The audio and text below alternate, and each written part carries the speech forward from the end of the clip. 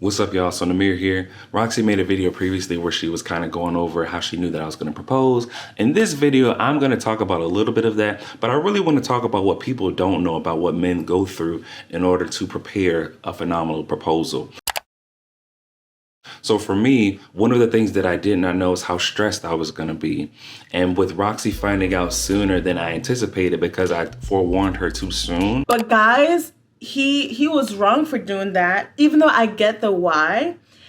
He told me like 2 months in advance. 2 months.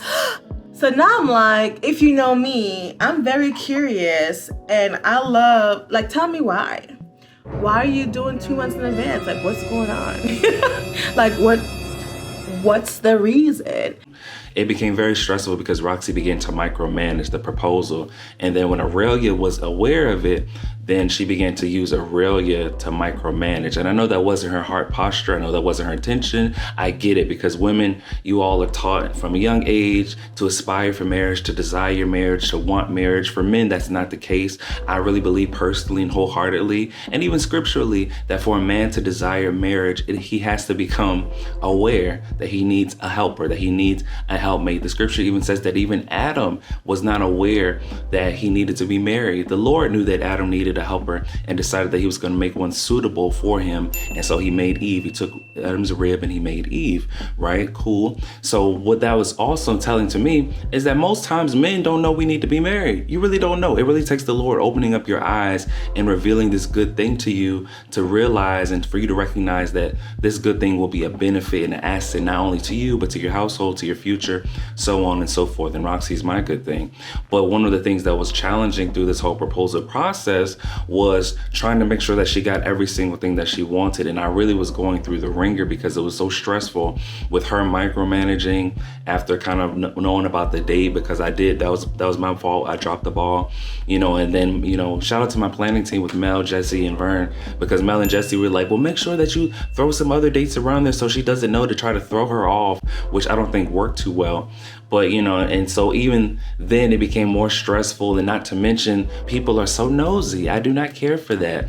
Like, people being really nosy, like, well, have you proposed? Have you done this? Have you done that? And so one of the fears that was mine, honestly, was like, I'm like, Lord, is somebody going to spoil the surprise and tell Roxy directly about the proposal?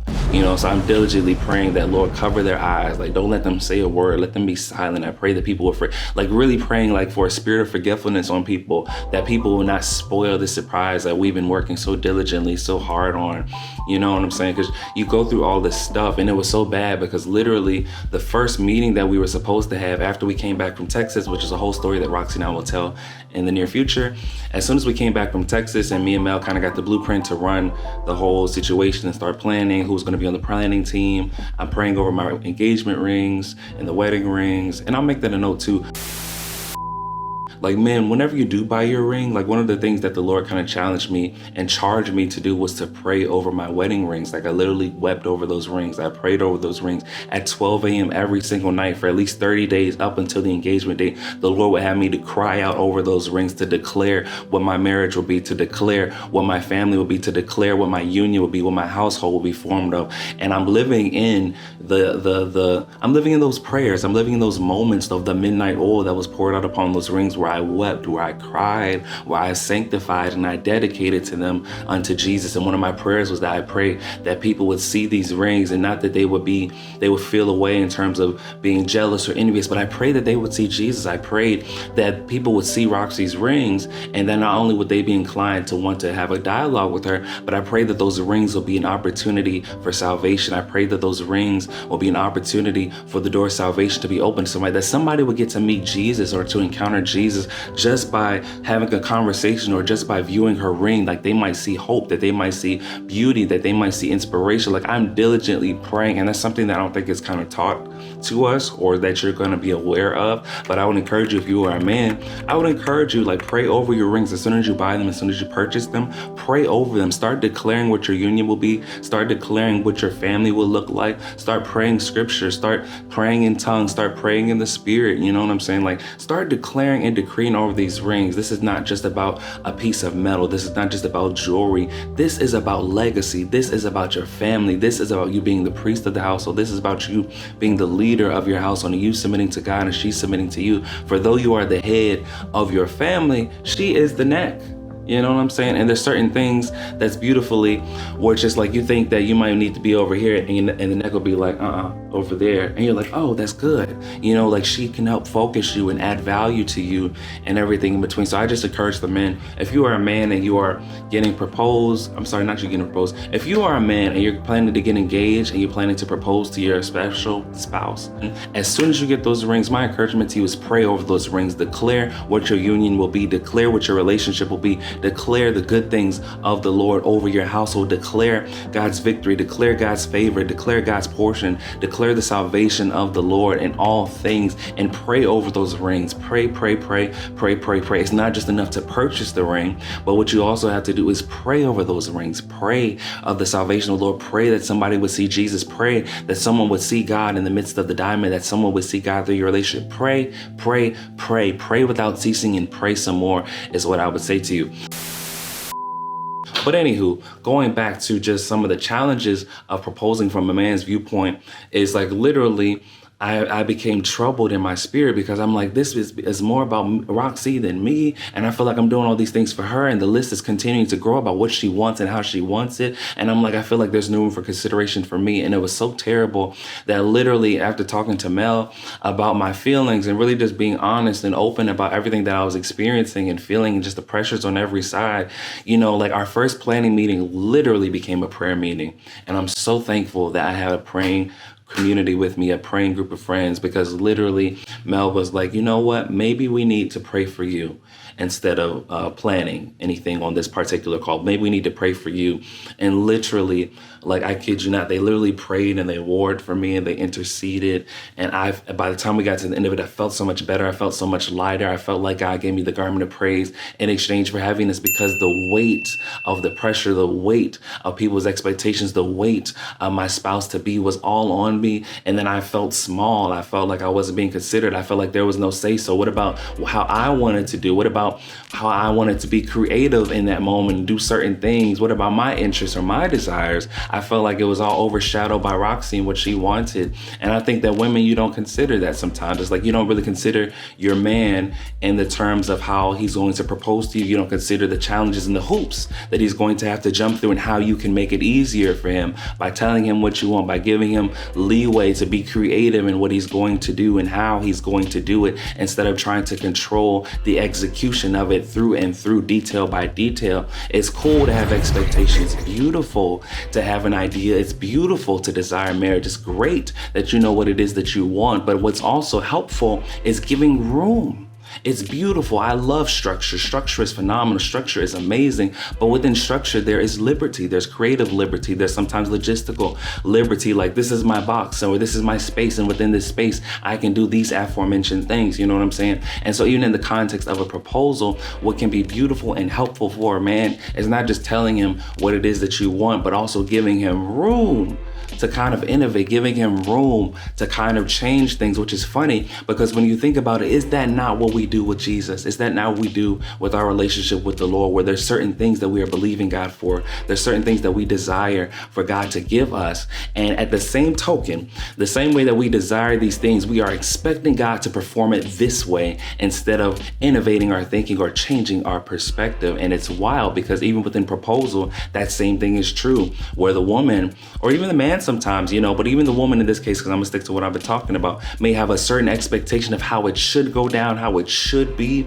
but maybe the Lord is causing something different to happen or to take place, not completely out of the scope of what we're talking about. Not like if you wanted a picnic, you're getting a carnival proposal. No, I'm not talking about that, not at all. But like within the picnic, there's some logistical things that are changing, like the setup, the lead way, the scavenger hunt, the this, the that. Like there's a whole journey and a process that's taking place, but you have to let go you present the idea, and if you have a good man that really cares about you and is really considering you, then he's taking all of that into account, and he's going to run the play, and it's going to be phenomenal because he really knows you, because he knows what you like, he knows what you care about, he knows who's important, he knows who needs to be there, he knows all these things, and he's going to make it phenomenal. But you have to trust him, and you have to trust the process. You have to trust the process. You can't be in control of your process, because if you controlled everything, that wouldn't be as valuable to you, because there was no liberty, there was no freedom, because you were trying to do everything. And one of the things that I was grateful for during this prayer,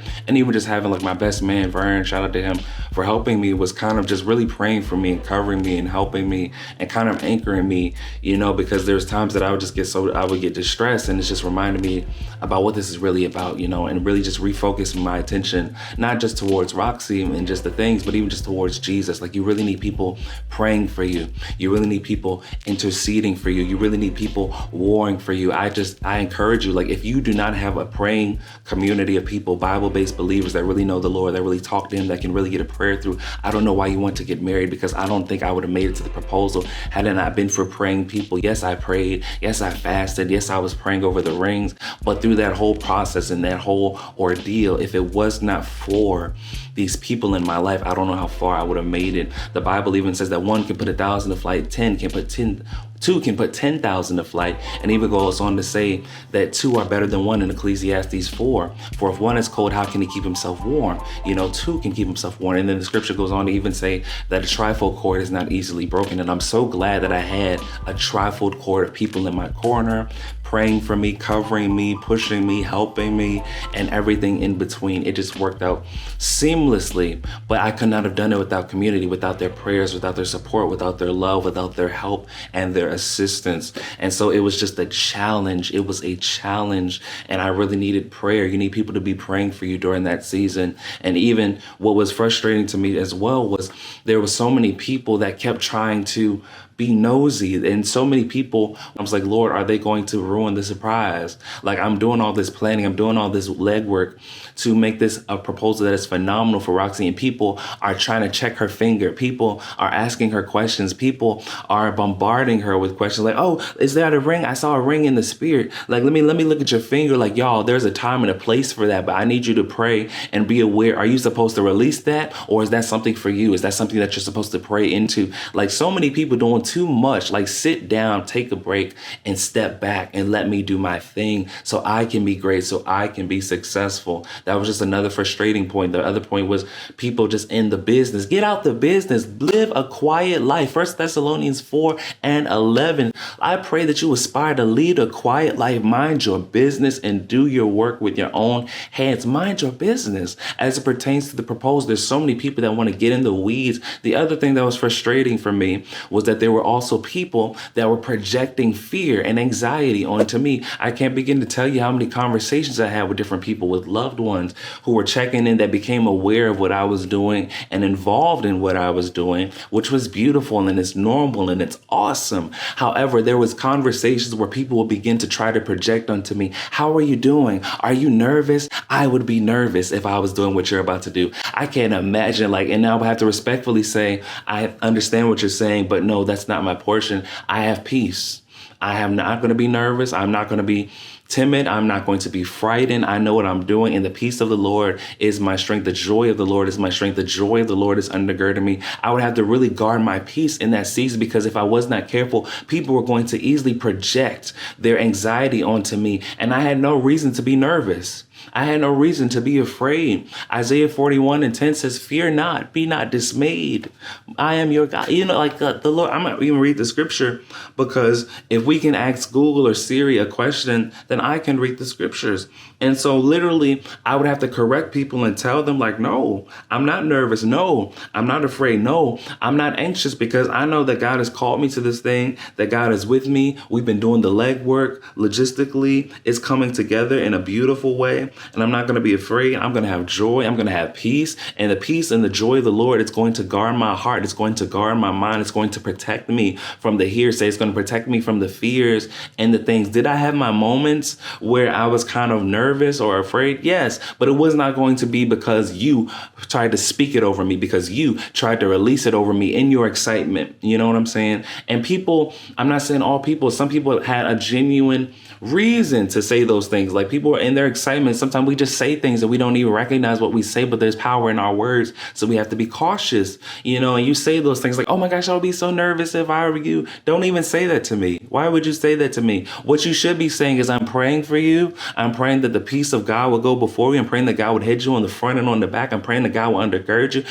Come here, let me pray for you. Let me pray for you. Don't release fear, release peace. Be a peacemaker. Be a peace releaser. Release the peace of the Lord and allow the Lord to push me into that place of boldness, of bravery, of bravado. Allow the Lord to kind of uphold me and strengthen me and birth me into this place that I've never been before. But don't release jealousy. Don't release envy. Don't release anxiety. Don't release fear. Don't even try to release those things in my mind. Don't even try to be a portal to the enemy. And there's even friends, like a lot of my female friends, even realizing that they were, subconsciously doing the same thing to me and adding additional pressures on me about this proposal that they were aware of. And even a few of them were, repentant and were seeking forgiveness because they did not know that that's what they were doing, was heaping the coals on my back, was adding additional pressures onto me by asking me certain questions. And, I'm waiting for the engagement. I'm doing this. I'm doing it. And, that expectation is like another expectation on another expectation on another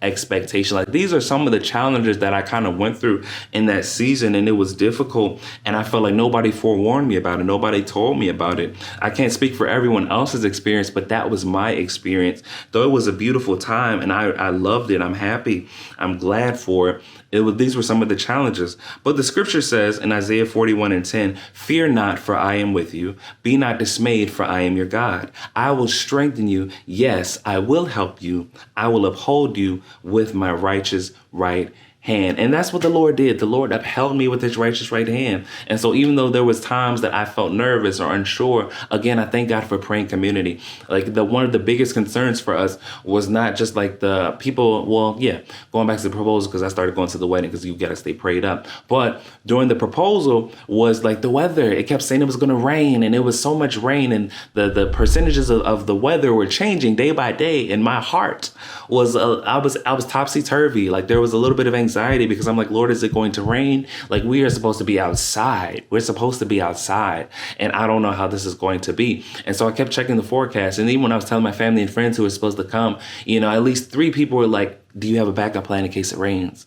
And I'm like, no, Jesus is my backup plan, which is a crazy place of faith to be. But this was me trusting God like I never trusted God before. Like, there is no backup plan. There is no alternative location. It's going to be what it's going to be. So much so that even the picnic vendor, Picnics by Peace, she's amazing. Check her out. Luxury picnics for a dope price. It's a beautiful thing. Picnics by Peace. Shout out to her. Even she was like, is there a backup plan or contingency for rain? Like, and I was like, no. Jesus is the backup plan.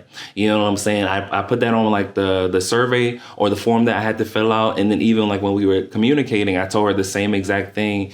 And it was just even beautiful with that process, because even in that process of working with her and the team, we were able to pray over her. We were able to speak life over her. We were able to just, really just stand in the gap for her as she was standing in the gap for us, and making sure that everything was in tip-top shape for this dope proposal. And so it was just a beautiful process, I think. And I was just amazed by how it really just came together. But like, again, like the fear of the Lord, just the joy of the Lord, the peace of the Lord, it really undergirded me. And so even as we were talking about the weather, like literally I told Peace those things, and I had a moment where I was like, I don't know. And I'm like, Mel, are we still doing outside? Yes, we're going to stay the course. And I was like, okay, because you need that reassurance sometimes when you're unsure. This is why it's so important for you to have people that know Jesus, that are connected, that are tapped in, that can kind of order your footsteps and remind you of the plans that the Lord has set in motion for you. So much so that literally we prayed the night before. We were all praying, and literally that day it rained. It rained. Sad to say, it rained. But it was so beautiful. By the time it came in the afternoon when the picnic was supposed to take place, the skies opened up and the clouds went away, and it was a sunny day. It looked like it rained, but it was a sunny day, and the clouds were clear and the skies were open and the sun came out and the wind blew, and it was just a beautiful, blessed day. But those are some of the challenges that I don't think people are aware of as it pertains to proposing from a man's perspective. Dealing with the pressures, dealing with the expectation, projection, dealing with your own internal fears, or even just your own expectation and dying to yourself, because there may be things that she desires, like maybe she wants it to be small and intimate, but maybe you desire it to be big and grand, or vice versa, and you kind of had to part with your expectations to make sure that you get her what it is that she desires, but kind of dying to yourself in that moment. And even realizing, I didn't realize I cared so much before this had taken place. But it is what it is, and it was what it was. But I'm so thankful for my friends, like I continue to say, because one of the things that Vern was telling me was that he was like, I pray that you would be surprised in this process. I pray that you would be surprised. And I was, because literally, as I continued to surrender, and he was praying, and they were praying as well, that I would have joy, that it would be fun for me, that it wouldn't just be something I'm nervous about doing, but that I would also have a great time and it would be memorable even for me, doing all the planning, doing all the legwork, doing all the praying and interceding that I was doing. And so it was beautiful for me, because literally, even when we went to the bench and we proposed and I began to tell them I'm ready, let's go. And then our family and our loved ones came with their roses and gave the roses. The formation where it literally looked like a whole parade was God's surprise to me. Seeing all my family and friends, seeing my loved ones give her a rose apiece, and, just the reaction on her face. I was surprised at the formation, how things really came about. And then it was beautiful for me. And I still felt the peace of the Lord. I still dropped to my knee. I still put that ring on her finger, and I still had a phenomenal time. And it was a joyous occasion and a joyous celebration. So I just encourage you, women, be gentle and be considerate of a man and what you're putting a man through. Yes, I know you've been dreaming about this proposal since you were a youth. I know that it's been the first thing on your heart, but I need you to give room to consider your man. Consider what it is that you're going to put him through to try to give you this neck-breaking proposal. Because what you want to do is give life. It is about you. It is about y'all. It is about us. But you should not make it more difficult for him than is necessary. That would be my encouragement. But those are some of the things that I kind of went through that was a little bit challenging. But I still would not have changed it for anything. I still love my wife. I'm so glad I did propose. I'm so glad that God heard our cries. I'm so glad that God amazed us and God did his thing. And it was just phenomenal. And it's continually amazing to me.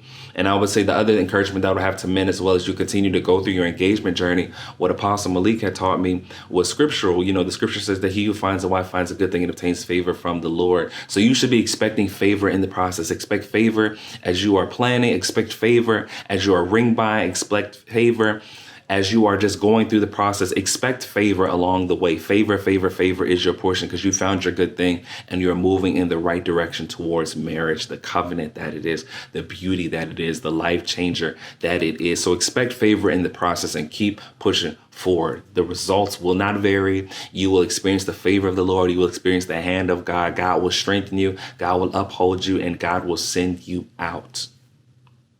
That's all I wanted y'all to know.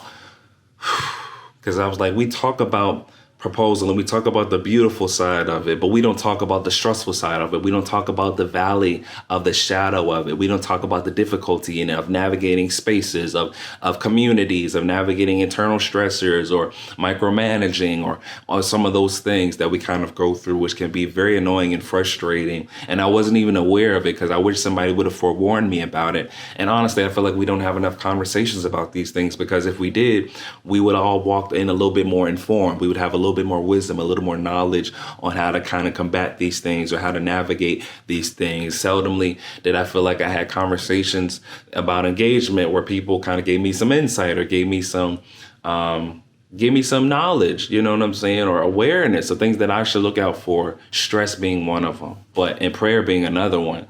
But it's all good. That's why we go through what we go through, to leave somebody better. So I pray this blessed you. I pray that this helped you. We're going to talk more about our Texas trip soon. I'm going to get out of here. I'm going to talk to y'all soon. And don't forget to hit the bell so you know when the next video is coming. Hit like and subscribe to our channel, because we're still becoming the branches every single day, every single moment. It's crazy, but it's beautiful and it's holy. And Jesus is going to be glorified through and through, because that's what he do, y'all. That's what he do.